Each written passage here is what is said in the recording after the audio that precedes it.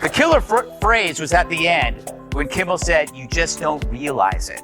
Because you see, he's smarter than you, and he needs you to know that.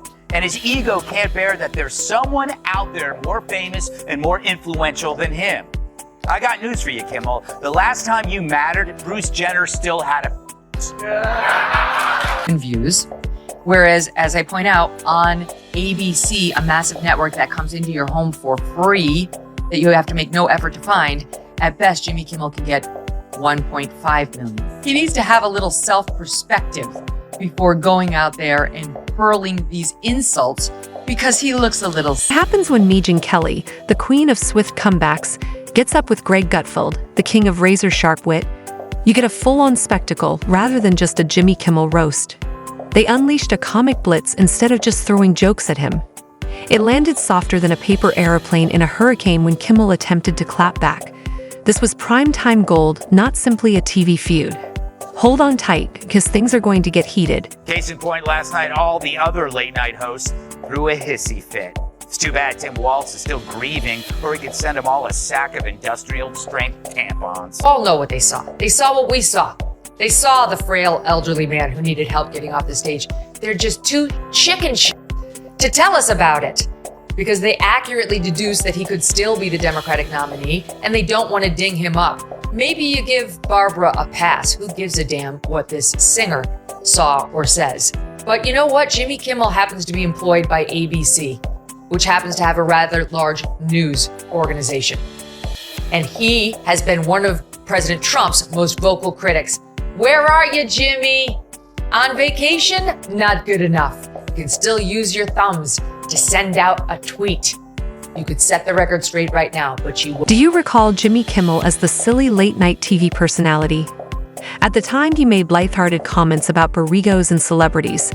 Then, however, something changed. Suddenly, the man who used to host oddball party games thought he was America's moral compass. The beer jokes ceased one day to be replaced by stifling remarks that seemed as inappropriate as a politician doing improv. And now for Greg Gutfeld. Jimmy, true, it was a terrible night for women, children, and for the hundreds of thousands of hard-working immigrants who cut his lawn.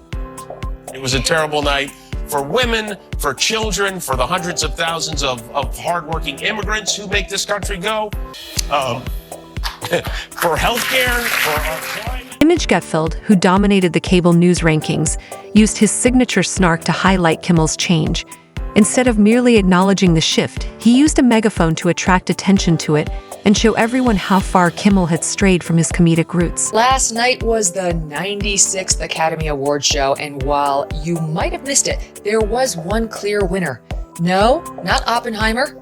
It was sanctimonious leftists for their lead role in pretending they are better than you. Winner number one, Jimmy Kimmel. For the fourth time, Kimmel hosted the Oscars before an adoring crowd of Hollywood stars who laughed and curried favor with the man who wore blackface so many times. Yes, some of the very same celebrities who wanted you to believe they were horrified after yours truly said in 2018 that people used to don dark makeup in order to imitate well-known black celebrities and it wasn't a big deal. Absolutely ate up the performance by Hollywood darling Mr. Kimmel, whose blackface costumes included his oft-repeated bit as basketball star Karl Malone. Now, Karl Malone never seen no flying saucer himself, but if he do, that's gonna be a... Gutfeld was setting records by keeping his show basic. Kimmel was using it as a megaphone for social media activists. No contrived clapping, no house band, just incisive, unreserved humor that struck a chord. While Kimmel hid behind political correctness, Gutfeld demolished it, gaining momentum and viewers with each joke. Everyone who voted against him, and guess what? It was a bad night for everyone who voted for him, too. You just don't realize it yet. Oh. You know what? If I ever cry on TV, it'll be because Maroon 5 put out a new song. But that's it! You big Now,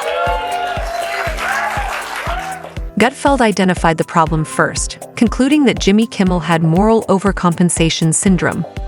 Former shock comedians who turned serious, typically following a few late Emmy nominations, are prone to this condition. The signs? Tearful attempts at satire, terrible jokes, and pretentious monologues. And the cure? Endless teasing. Gutfeld didn't mince words. With the delicacy of a museum sledgehammer, he destroyed Kimmel's rebrand. Once the mastermind behind popular pranks, this man now quotes motivational tweets to deliver political sermons like a cashier.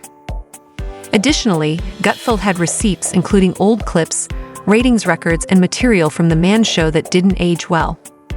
He was dissecting Kimmel's jokes rather than merely making fun of them.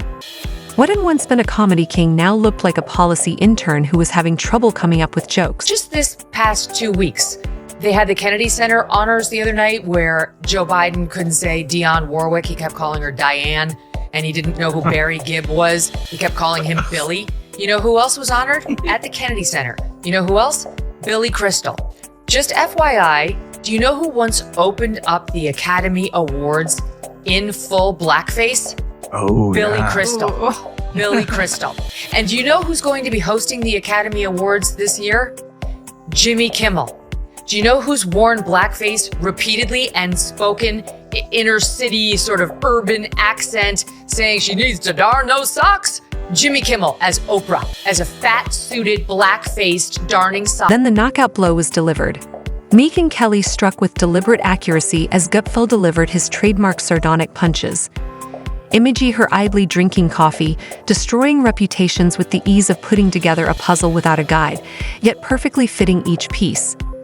Kelly presented the facts in a straightforward and unambiguous manner, while Gutfeld used humor to ridicule Kimmel. Nothing dramatic or theatrical, just a surgical takedown. Pulling receipts and arranging them like a courtroom exhibit, she gently probed Kimmel's past. Of course, there was the Man Show, a throwback to the beer-guzzling, bikini-wearing frat boy comedy that Kimmel and Adam Carolla co-hosted. In the present day, Kimmel presents himself as the moral compass of America, giving lectures on television from his opulent position. Kelly gave a thorough assessment rather than only raising an eyebrow at the irony. Late night host Jimmy Kimmel is back on the air after taking the summer off. He's missed a lot. Kimmel says if you're not vaccinated, you shouldn't get a hospital ICU bed. But I'm not sure if Jimmy was being sincere because he wasn't crying. Anyway, it's just funny hearing someone say I see you, who nobody actually sees. Look, I don't want to suggest that Kimmel's show has become boring and predictable, but last night during the taping, people in the studio audience were changing the channel. Megyn Kelly examined Kimmel's move rather than merely mentioning it. Attempting to cancel others due to tweets from 10 years ago, this is the same individual who made trampoline-jumping women a popular joke. The irony? Blinding. Kimmel's notorious blackface skit was the heavy weaponry she subsequently unleashed. Yes, the sequence on national television where he played Karl Malone in full blackface, which sparked uproar today but received minimal criticism at the time. Kelly didn't have to add any extras. Just the facts were damning. Kelly said, "He was America's drunk uncle once. He is now attempting to serve as its moral compass." It hit like a hammer, delivered with the composure of someone reading a grocery list. Kelly emphasized how ridiculous Kimmel's transition from comedian to self-appointed social judge was. Big morning show with Stephanopoulos into the evening Academy Awards broadcast with Kimmel and ABC elevating, the blackface loving Kimmel. They, at the same time, fired Chris Harrison, host of The Bachelor, for trying to defend one contestant on, The Bachelorette for saying, gee, I know I went to this antebellum party, a couple years ago. I guess I didn't see anything wrong with it. And all he said was, are we judging her by today's standards or are we judging her by, old standards, whatever. He was basically trying to say, are we being too hard on her? Got fired. Chris Harrison has to be fired by ABC. I don't know why, because he's not a committed leftist, because he's not out there more saying all the terrible things about Republicans that Jimmy Kimmel says. So this is them saying, we get it. We're an ally. Right? And I guess maybe they're trying to make up with their racist past for their racist past. As if the internet had forgotten, this man who made money off of stereotypes is now using his position to preach morality to others. Kelly would have none of it. She accurately pointed out his newfound virtue. She focused on Kimmel's self-presentation as a truth-teller and fact-checker. The issue? Kelly claims that he is too preoccupied with examining other people to remember to examine himself. She got straight to the point when she stated, "It's like taking driving advice from someone who just backed into a lamppost." Kelly said, Jimmy Kimmel wants to criticize everyone else, but he doesn't look in the mirror. Her criticism was thorough in addition to being critical. Like a fragile flat-pack shelf, she undermined his moral superiority from the beginning. Jimmy's career peaked with busty girls on trampolines. Now the only boob we see is him. He once co-hosted The Man Show. Now he's sobbing like he just watched Steel Magnolias 3 days into his menstrual cycle. Kelly made a lasting impression rather than merely offering criticism. Her arguments were incisive, her delivery was accurate, and her proof was indisputable. Gutfeld Megyn Kelly, shrewd, unafraid, and previously shunned for voicing her opinions. She has a simple yet effective style. Kimmel's exit from humor was ridiculed by Gutfeld, but Kelly tackled the topic like a lawyer presenting proof. She didn't have to speak louder. Kimmel's skits, old gags, and now forgotten pranks, all contrasted with his present pious demeanor, were enough to make the receipts speak for themselves. According to Kelly, Kimmel exchanged sincerity for the phony kind of acclaim he received from crowds who had come for the comedy but were instead given lectures about climate change. Kimmel's new reputation as Hollywood's moral compass was destroyed by Kelly's strategy, which was a masterclass in courtroom accuracy, even though Gutfeld may have used fireworks to deliver his strikes. Tell you, he's not the worst. The Daily Show has the worst ratings. They only have 366,000 people watching that show. During the Jon Stewart years, it was over 2 million. Now it's down to 300,000. Seth Meyers, absolutely dreadful. He doesn't even have 1 million, 778,000. I mean, in network television, this is, you don't have to pay for it. It's there when you turn on your TV, you plug it in. That's a dreadful number. Greg Gutfeld on cable, which you do have to pay for, it has more than double the numbers of Seth Meyers. Jimmy Kimmel, 1.5 million averaging, also equally horrible. Do you recall when Jimmy Kimmel described his face painting as edgy? Or when he made crude jokes in an attempt to boost his ratings? Except for Megyn Kelly, no one discusses that version anymore. She didn't merely bring it up. She offered a criticism so incisive it could cut through glass. Kimmel's moral superiority was revealed by Kelly to be a studio gimmick, a pawnee dressed as a stallion. Is he the same man who made a living by making people seem foolish, now claiming to be the voice of decency and kindness? Don't hurt us. They was a roast supported by receipts, not merely criticism. Greg Gutfeld, who was sipping his trademark sarcasm like bourbon on ice, came in just as things were getting heated and posed the question that was on everyone's mind. How did Kimmel go from being an edgy comedian to a walking campaign slogan in skinny jeans? Kelly reacted by bringing up Kimmel's past once more, highlighting how far he's fallen. Jimmy Kimmel delivers another unsteady monologue that reads more like a diary entry during a blackout than a comedic routine. Just when you thought late-night TV couldn't be any more self-important. The king of sarcasm, Gutfeld, returns with enough sarcasm to level a room. He sees Kimmel's metamorphosis as an identity crisis rather than a sign of personal development. This is no longer comedy, Gutfeld said. It's stand-up masquerading as political anxiety. Kimmel's development seems less like a logical progression and more like a last-ditch effort to remain relevant in a society that is changing too quickly for him to keep up with. Journalists are experiencing deep mental pain. And it's not just them. Journalists are now offering tips to deal with their disappointment, frustration, even fear. And I get it, that's normal after any loss. I'm still mad about losing World's Sexiest Man to Johnny Depp. But why would people feel fear? Maybe because their only news sources are constantly telling them Trump's going to turn America into Germany. But you know who felt actual fear during the Biden administration? People who had to ride the subway. Gutfeld's ability to break through the cacophony was evident. His most incisive observation: applause breaks from people who are anxious to be woke are unnecessary for true comedy. Your joke is propaganda, not comedy, if your audience applauds after each one to express agreement. Gutfeld remarked that Kimmel's current performance is similar to seeing your high school guidance counselor try stand-up. It's clumsy, preachy, and hardly amusing. However, in some ways, Gutfeld has emerged as the comedy industry's sane voice, an indication that Hollywood has completely lost its mind. Their takedown was particularly damaging because of the difference in the methods used by Kelly and Gutfeld.